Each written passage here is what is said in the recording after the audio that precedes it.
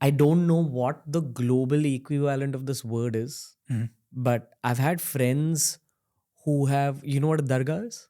Is it a place where people go and pray and It's a shrine. shrines? Yes. Yeah. It's actually a very subcontinental thing. Yes. Yeah. Yeah. Yeah. I don't think it exists in the Gulf as much.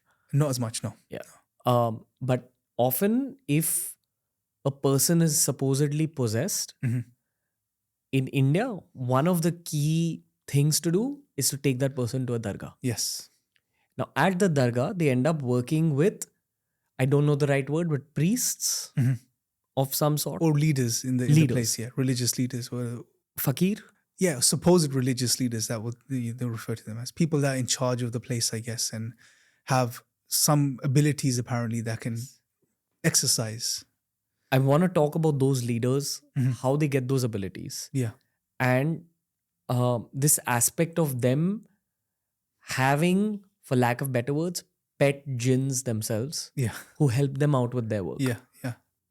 And parallelly, I also want to talk about oracles from like ancient Greece and Rome Yeah. who were able to talk about like the future. Yes. Yes. I wouldn't be surprised if they also had higher beings with Yep. them. Yeah. I can see you made the links. Yeah. And I think you're spot on. 100%. Let's talk about this spiritual leader thing, because I know that, pardon me for using these words, bro, but we had someone called Peter Gray on the show a few days ago. He spoke about magic, which in the subcontinent is called jadoo. Jadoo, yes. I don't know if it's the same word in Arabic. I don't know. My Arabic isn't that good, so I don't know what magician was called. It's called seher, is what people do upon someone. But there is this occult element of Islam as well. Well, yeah. So let's a couple of things because we need to unpack this, right? Take your time. Yeah, with because the I answer. want to do justice to this because I think there's a lot to say here. But you got what I'm saying. Yeah, yeah. Go for it. So, okay, so from an Islamic perspective, it's always not encouraged to engage with these beings, right? And the good jinn would not interact with human beings anyway. Because the good jinn, meaning those that worship God and live good lives, they have their own communities, they do their own things. There's no reason to interact, right? It's only the evil amongst the jinn that would engage in the human realm. Now, normally they won't engage for no reason. There's always a reason behind it. Sometimes it happens through a medium or a magician, right? Someone that engages in the magic, right? And we're going to get to that. Sometimes it may not happen because of that reason. Sometimes the jinn could just fall in love or become attracted to a human being, the evil jinn, and then they become attached to that person, right? Sometimes the human being may harm a jinn unintentionally. So, for example, where they may live or the places they may occupy, someone may go there and do something vile or urinate or maybe harm them in some way or the other, and that could cause a retaliation from the jinn, right? So these are a few ways that these dimensions of these realms, our realm and their realm, may interact, right? But a lot of the time, it's through a magician or a medium or someone that's engaging with these beings. Sometimes it's a part of your faith. You're being tested. Are you going to be patient and rely upon God? If you're, for example, dealing with a possession. We know that in Islam, the Quran itself is shifa, which is healing. So you'll see some Raqis or people that do ruqya in Arabic, which is basically, it's like the Islamic version of exorcism, which is that they recite Quran upon someone that's possessed and it removes jinn over time. Because the Quran, to harmful jinn, evil jinn, it burns them, it destroys them. So it's a means of exercising. But even in Islam, it's encouraged to not seek out ruqya as a higher level of spirituality.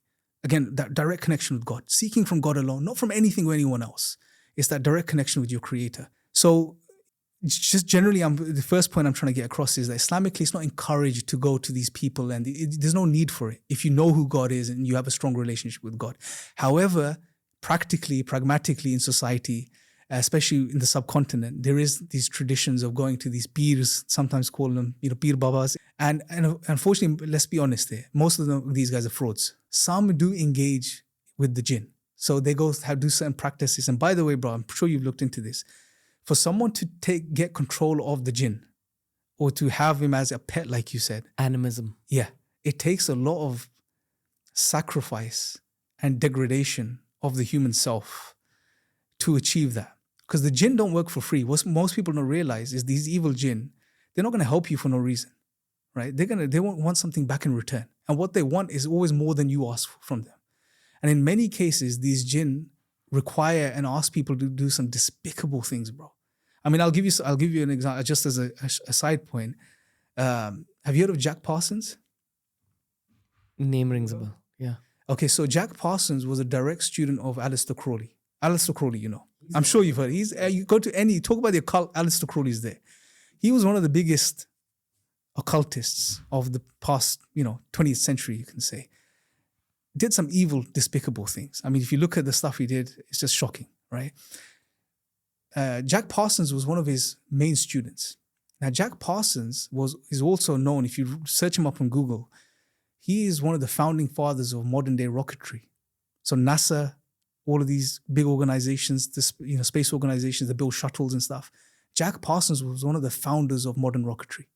And what he would do, he was Aleister Crowley's, one of his main students, and he would go out into the desert and conduct rituals, and ask help from these beings, to give him knowledge, basically, and stuff. So he'll conduct these rituals before launches. I'm not even going to mention it because I think there was stuff he did with pets, animals in his own family, sexual stuff, which is abhorrent, with his own mother. It's all there. I mean, people can go look this up. It's no conspiracy. It's all there. You can read this up for yourself. So what you see is that these people, when they engage with these beings or try to control them or get benefit from them, they have to do some disgusting things which go against pure spirituality, and purity and goodness. Just evil, despicable things. You see this amongst many of the thinkers of the West as well. Those guys that were pushing on the public end, they were pushing, modernity and rationalism and empiricism and, progress and, in materialism. But on the back end, they were into alchemy and they were into all of this type of, engaging with these beings. The Greeks even, bro, they called them daemons, right? And you see they were trying to make contact with these beings, these astral beings or beings from a different plane. And a lot of these guys, so aside from the frauds that are out there amongst people, these peers, right? Though there are some that engage with these beings and they may say, oh, look, this, because, there's two in the subcontinent, there's this distinction between black and white magic, Gala Jadoo and, white magic. I don't know what they may call it in Urdu or Hindi. But it's essentially, anyone that says that they have a good being that's going to help them overcome this, it should raise a question mark. Right? Because to get control of this supposed good being, one good jinn won't come into contact with humans anyway because they're good and they know their limits and they stay to their own realm. So, and also the jinn in Islam, we know they're deceptive, they lie, they deceive, right? Again, another tangent, so much to talk about this topic, but another tangent, we know that before the advent of Islam, the jinn, one of the things they would do, because the abilities they had was they would travel into the heavens. And they would take bits of information. Because remember, we're in serial time, right? So we're past, present, future. We can't jump from now to the future, right? Or, so we're going through this linear serial time. The jinn would go out of this realm or dimension in modern terms, and they would try access knowledge from the other realms, from the realms of the angels, the heavens. And they would bring some of this knowledge of the future back and give it to these people, who would then go to the disciples and say, look, this is going to happen and this is going to happen, the oracles and stuff, right? But with the advent of the Prophet Muhammad, peace be upon him, they were banned from doing this. They couldn't go into the heavens anymore and extract information. So they had this other ability as well back in the day. So hence they would inform these oracles, and then the oracles would, inform people of, even there were certain Sufis. So for example, in the time of Ibn Taymiyyah, an Islamic scholar, he has a very interesting called the Essays on the Jinn. Phenomenal book. It's an English translation as well. Some of the stories in there are mind-blowing, right? He mentions that there were Sufis at the time, certain Sufi masters, who would be in contact with these jinn. And to get in contact with them, they were probably doing some crazy stuff anyway, which was un-Islamic, right? Or unethical or unspiritual. And these beings would help them. So, if their disciples were in trouble somewhere, these jinns would take on the form of the Sufi master and appear to the disciples in another place. One of these apparently Sufi masters said that when I die, I would come and bury myself. Essentially, it was the jinn that took on the form of him and then buried him to show these miracles to the disciples and mislead them. So there's been many people like this within the Islamic tradition as well, in Islamic history, who have wanted to engage with these beings and take control of them. But it's always a very dark thing, man. I mean, anyone that says to me, look, I'm in contact with these beings and it's all good and it's pure, it's always a question mark. It's just because of the nature of these beings and the fact that the good amongst them won't be engaging with us anyway. So whatever you're in contact with, how do you know it's not deceiving you and telling you it's good, right? It's a possibility. There's a deceptive nature that these beings have. So you never know with these. And that's why it's always encouraged to stay away from this realm. Hopefully that answers your question. I know I've gone on too many tangents, man. Bro. You answered every aspect of it. Okay, perfect.